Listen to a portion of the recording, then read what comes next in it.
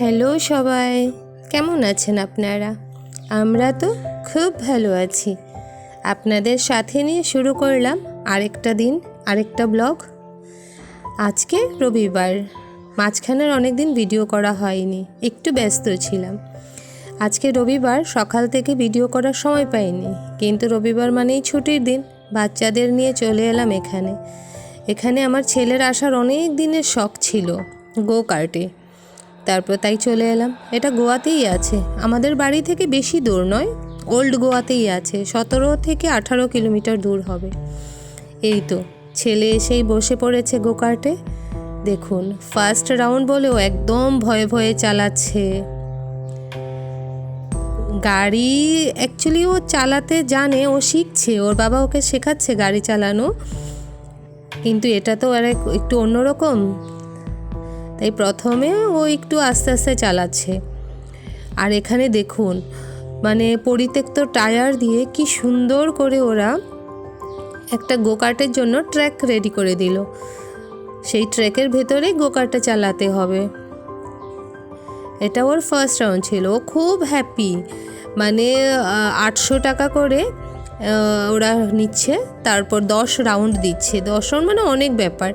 সেদিন আমি, আমার বর, আমার ছেলে, আমাদের তিনজনের জন্যই করা ছিল, কিন্তু আমার ছেলে এতটাই ভালো পেয়েছে এই ঘোড়াটা, মানে এই গাড়ি চালানোটা, যে শেষ পর্যন্ত ও আমার টিকেটে, ওর বাবার টিকেটে মানে 30 রাউন্ড ও চালিয়েছে।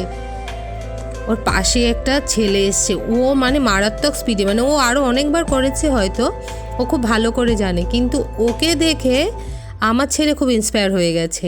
এবার দেখুন, ওই ছেলেটাকে দেখার পর থেকে ওর স্পিডটা বেড়ে গেছে। এবার ওর একটু সাহস হয়েছে, এবার একটু স্পিড ধরে চালাতে শুরু করেছে, কারণ ওই ছেলেটা খুব স্পিডে মানে করছিল। ও জানে হয়তো বা, আরও অনেক বড় একজন।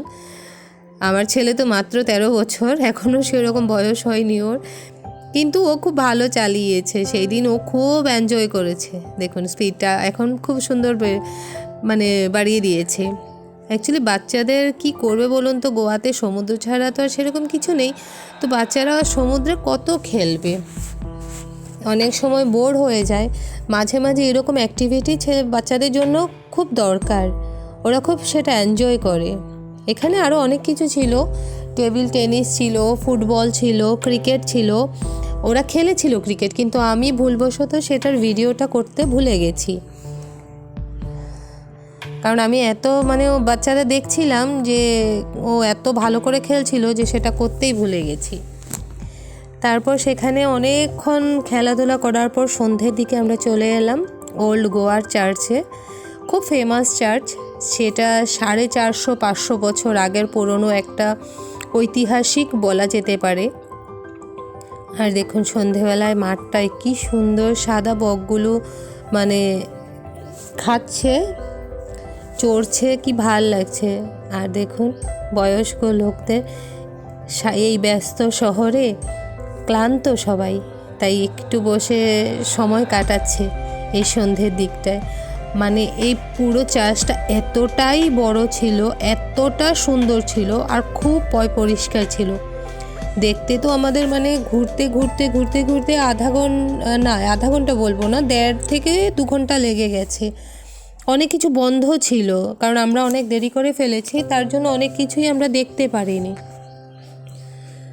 দেখুন এখানে সবাই খুব সুন্দর এনজয় করছে। রাস্তাঘাটগুলো দেখুন কি চড়া।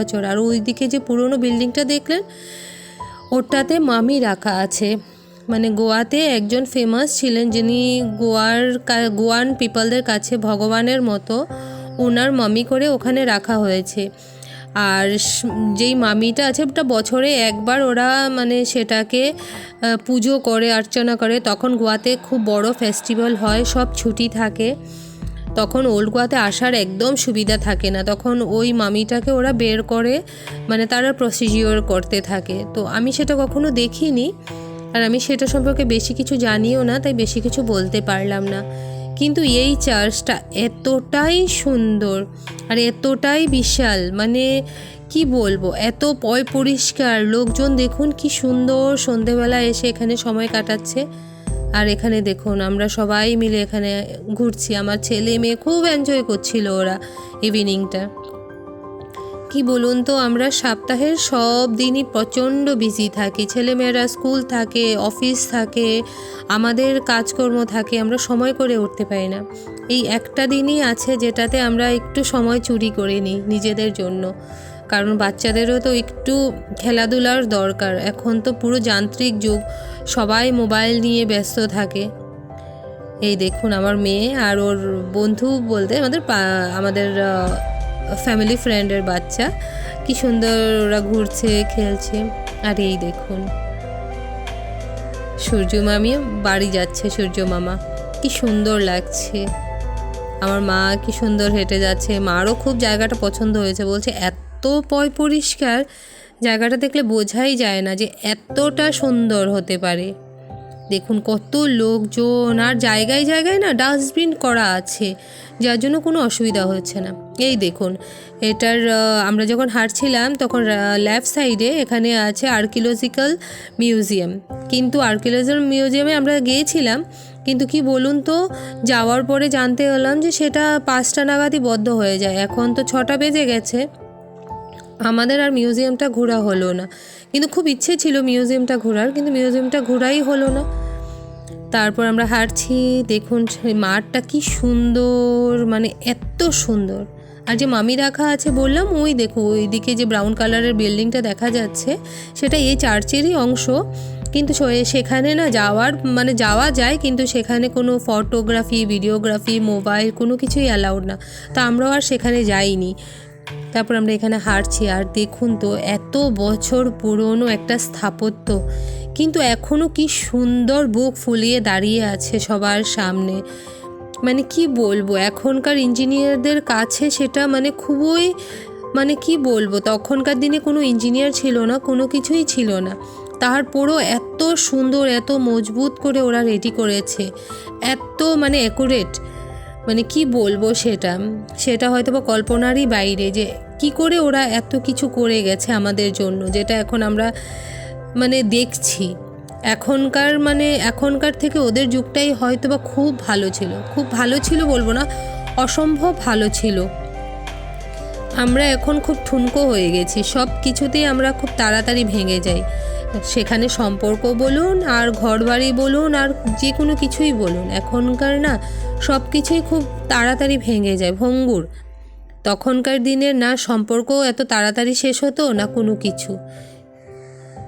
পরিবর্তনটা কি ভালো হলো না খারাপ জানি না, কিন্তু আগের দিনগুলো যদি ফিরে পাওয়া যেত তাহলে হয়তো বা খুব ভালো হতো। এই দেখুন এখানে বাইরে কিছু রাখা আছে, তুপ এগুলোকে বলে, মানে কি বলবো সেটা আমার অ্যাকচুয়ালি এখন মাথায় আসছে না। এই দেখুন এখানে এগুলো যুদ্ধ সময় ইউজ করা হতো, আমার এখন অ্যাকচুয়ালি মনে পড়ছে না, সরি আমাকে ক্ষমা করবেন। আর দেখুন এটাই হলো মিউজিয়ামের ডোরটা, কিন্তু বদ্ধ। আর দেখুন কি সুন্দর ফুল দিয়ে সাজানো গোছানো, কি সুন্দর পরিপাটি, মানে কি বলবো।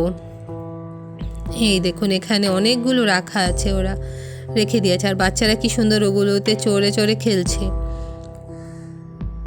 দেখুন কি ভালো লাগছে বলুন, এগুলো দেখাও মানে ভাগ্যের ব্যাপার। আমরা গোয়াতে আছি 2 বছর হয়ে গেছে, কিন্তু এই জায়গাটাতে আমরা আর আসা হয়নি, কারণ কোনোদিন সুযোগ হয়ে ওঠেনি। আসবো করে আসা হয়নি। আচ্ছা আমরা তো আছি কিছু বছর, যাব সেরকম করতে করতে 2 বছর পার করে ফেললাম। আর এখানে হলো চার্চের আরেকটা অংশ, এখানে চলে এসেছি। এখানে আছে মূলত গেস্ট হাউস, চার্চের ভেতরে এটা গেস্ট হাউস। এখানে বেশিরভাগই দেখবেন ফরেনাররা মানে থাকে এখানে এসে, কিন্তু আমাদের দুর্ভাগ্য সেই গেস্ট হাউসটাও মানে বদ্ধ হয়ে গেছে, মানে ভেতরে ঢোকার কোনো পারমিশন নেই, কারণ সব কিছুই বদ্ধ হয়ে গেছে এখানে। সেটাও আমরা বাইরে থেকে দেখেই চলে এসেছি, এখান পর্যন্তই দেখে চলে এসেছি। এই দেখুন একজন ফরেনার আসছে, ওনারাই এখানে থাকছেন, মানে ওরাই এটা বুক করে এখানে থাকে, অন্যরাও থাকে হয়তো বা, আমরা সেটা জানি না। দেখুন কি ভালো লাগছে, চার্চটা কতটা বিশাল, কতটা বড়, মানে বলে বোঝানো যাবে না। আর এই দেখুন 3 হনুমান দাঁড়িয়ে গেছে, এটার উপরে হাঁটছে।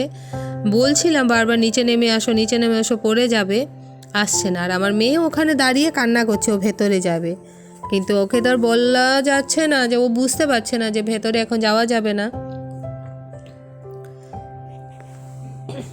ওদেরকে বারবার বলছি নিচে নামে এসো, তারপর আস্তে আস্তে করে সবাই নামলো।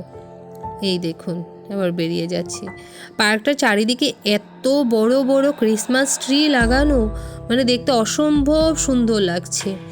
এখানে ক্রিসমাসের সময় খুব সুন্দর করে সাজানো ছিল, কিন্তু দুর্ভাগ্যবশত তখন আসা হয়নি আর আপনাদের সাথেও শেয়ার করা হয়নি।